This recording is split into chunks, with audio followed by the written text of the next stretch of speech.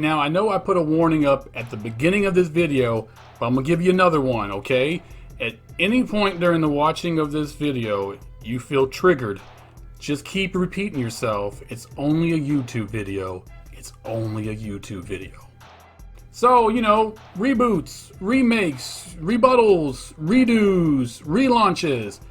That's the thing now. That's what everybody's doing. So, you know, I was kind of thinking about a little movie called My Bloody Valentine 3D, which was a remake of My Bloody Valentine. And I actually thought that that movie was just as good as the original. So then I started to think, are there actually remakes out there that are better than the original? And you know what? There are, and that's what we're going to talk about today. The 10 best remakes that are better than the original film. With number 10, we have The Blob.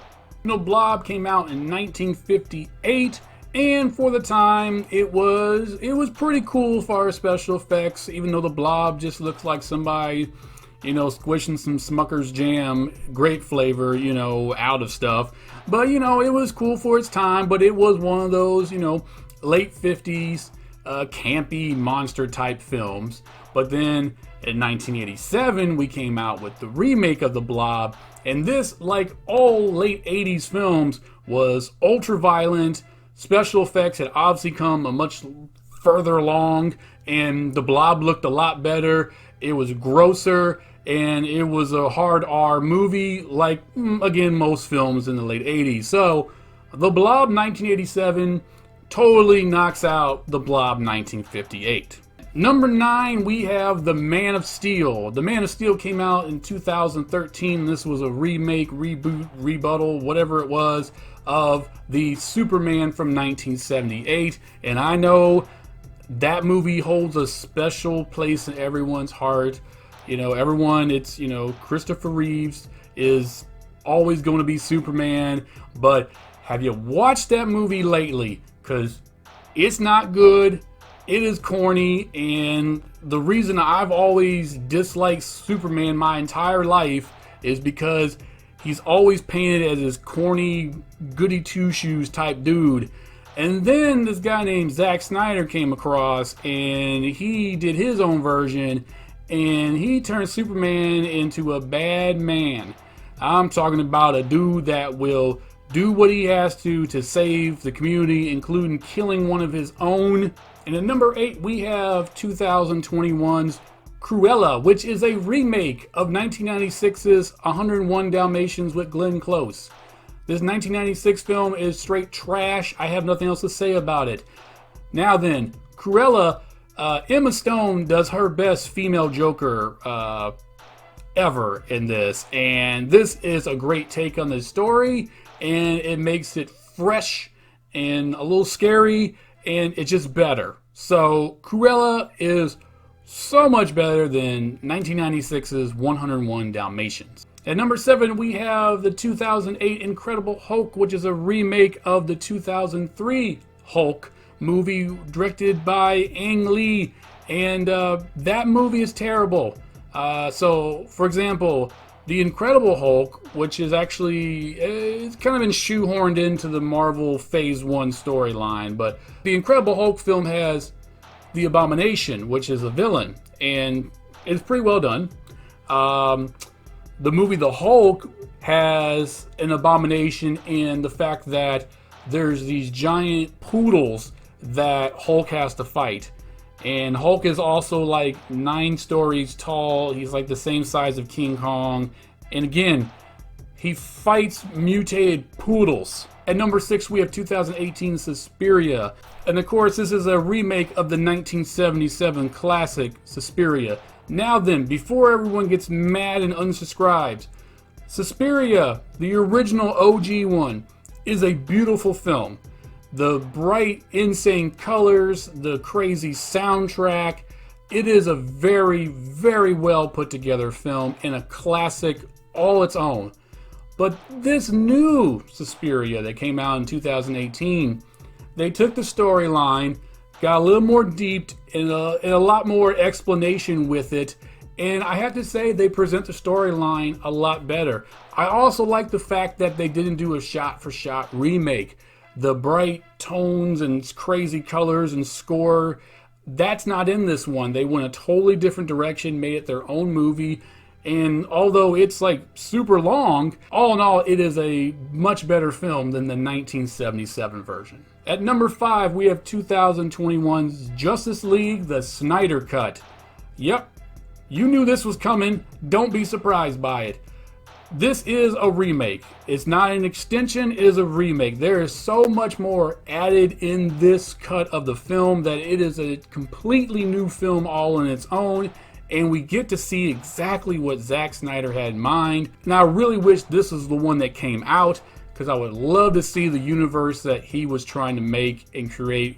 We really get a big chunk of it with this, compared to the 2017 version, where we all know the story. You know, Zack Snyder, his daughter took her own life.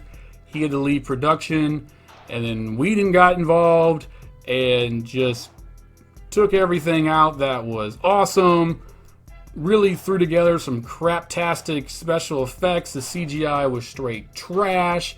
We all know about the fake mustache added in. For some reason, he went racist and took all the African-American character storylines out. It is terrible compared to Zack Snyder's film. So, yeah.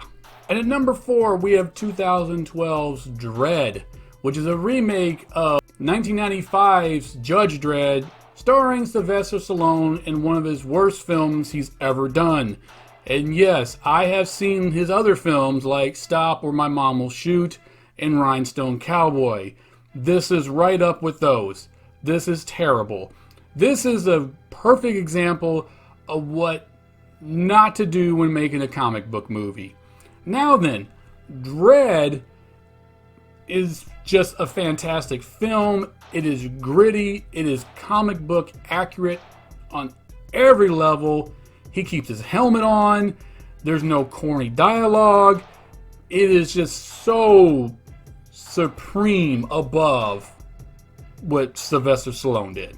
At number 3, we have 1982's The Thing by the man, the myth, the legend, John Carpenter. Yes, a lot of people are probably confused right now.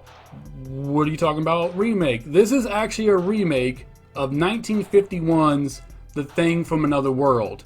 Now then, that was very limited on budget and special effects for its time, but overall was actually a pretty good film. This just took it up to 11 million as far as the story, the production, the direction, and we cannot do this justice without talking about the special effects. Because you know what? This is all practical, it's in camera, and the amount of computer generated stuff is like 0.2%. This also proves the point that when it comes to horror films, and even science fiction, especially when you're dealing with creatures, practical effects is always the way to go. And at number 2, we have 2009's Friday the 13th. This is a remake of Friday the 13th from 1980. Now then, there's going to be a lot of people on this one that's going to get mad at me, but you know what? It is what it is, man. 2009's Jason is awesome. They also took the first 3 films and put it all in one film instead of dragging it out. Have you not rewatched these 1980, 81, and 82 films of the Friday the 13th series? They are boring. Extremely boring. And don't get started with me about, oh, the 2009, the characters in there, the teenagers are so annoying. You know what? The teenagers in the entire first 8 films of Friday the 13th are annoying. There's not a single character in any of those films where I'm like, I really hope this person survives. Nah, none of them. Kill them all, which Jason did, and he got himself killed. But, yo, this one is way better. Jason is actually somewhat intelligent. He has a plan. He sets booby traps. And you know what else he does? He runs. He doesn't sit there and stalk people all boring like and defy laws of physics and stuff for how he catches people. He is brilliant, and that's my Jason, and I'm rolling with him. And at number 1 is 2013's Evil Dead. Yep, this one might get me in more trouble than the last one I just did, because we all know it is, in the horror community, it is a fan favorite, the original 81 The Evil Dead. Yes, Sam Raimi was on a shoestring budget. It was pretty much like a no budget. I think it took 2 years to film it because he had no money. They did what they could with special effects, and what he made was brilliant for what he had. But 2013's Evil Dead just does all the stuff Sam Raimi did way better, but with no corniness involved. Like, this is a straight up horror film. It's a possession film. It's got a little of a slasher-ish to it film, but the storyline is leaps and bounds better because there's actually a storyline. The legend of the Book of the Dead, the Necronomicon, is done so much better. The reason why they're at the cabin is so much better, and the reason why they are staying in the cabin with all this weird stuff happening is so much better explained in this film. And then the gore is just completely off the charts. It rains blood in this film. People get cut in half with chainsaws. People are cutting their tongues in half and they're doing weird snake things. People are just stapling themselves, and it's just carnage candy abound. It is just so much better. And then for all you out there that were crying because your favorite character, Bruce Campbell, Ash, was not in the film, spoiler, in the end credits he does show up.